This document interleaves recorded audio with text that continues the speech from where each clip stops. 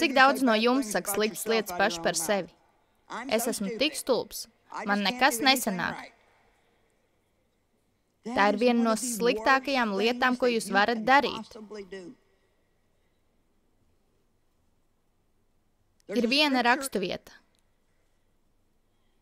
Es noteikti to esmu lasījusi simtiem reižu. Bet jūs zināt, kā ir ar Bībeli. Tu to lasi, un kādu dienu tu to beidzot ieraugi.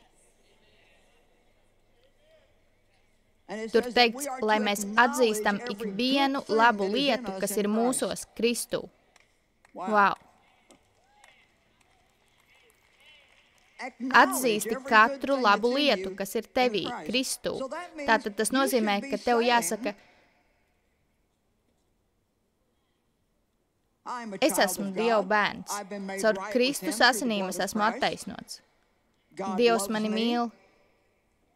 Es vēl neesmu tur, kur man jābūt, bet paldies Dievam, es vairs neesmu tur, kur biju.